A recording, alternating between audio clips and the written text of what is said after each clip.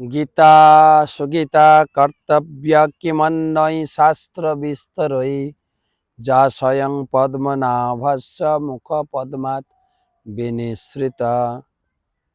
কেবল গীতা গ্রন্থ পড়াটাই যথেষ্ট, অন্য কোনো গ্রন্থ পড়ার কি প্রয়োজন আছে? 69তম শ্লোক। কুলক্ষয়ে পণসন্তি কুল ধর্মা সনাতনাঃ ধর্মে নষ্টে কুলম কৃষ্ণম অধর্ম অভিভবত্যুত। কুলক্ষয়ে পণসন্তি কুল ধর্মা সনাতনা ধর্মে নষ্টে কুলম কৃষ্ণম অধর্ম অভিভবত্যুত। কুলক্ষয় হলে সনাতন কুলধর্ম বিনষ্ট হয়,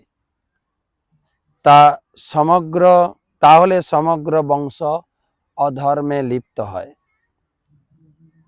তো অর্জুন বলছেন কুলধর্মের কথা। আমরা এটাও শুনি কুলধর্ম, কুলগুরু।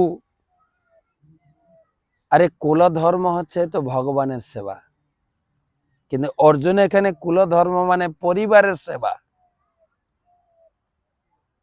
আমরা কুলধর্মটাকে ছোট করতে করতে করতে করতে পরিবারের মধ্যে নিয়ে চলে আসি। আমার পরিবার, আমার আত্মীয় স্বজন, আমার সমাজ, আমার জাতি, ব্যাস। এটাও যে ভুল ধারণা, এটা 2য় অধ্যায়ে বলা হবে। আমরা এটা নিয়েই বেশি চিন্তা করি, আমার পরিবার। হ্যাঁ, তা কুল ধর্ম মানে হচ্ছে আমাদের একটাই কুল, একটাই জাতি, আমরা ভগবানের অংশ, ভগবানের সেবা করাটাই হচ্ছে কুলধর্ম।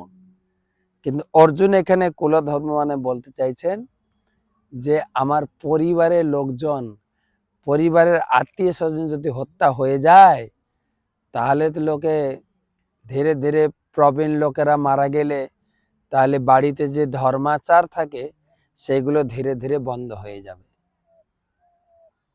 তো সমগ্র বংশ অধর্মে তো চলেই গেছে। ভগবানের সেবা না করা মানে ওটা ধর্মের মধ্যে পড়ে না। তাই অরিজিনাল কুলধর্ম, অরিজিনালি আমাদের কর্তব্যবোধ ভগবান বোঝাবেন 2য় অধ্যায়ে।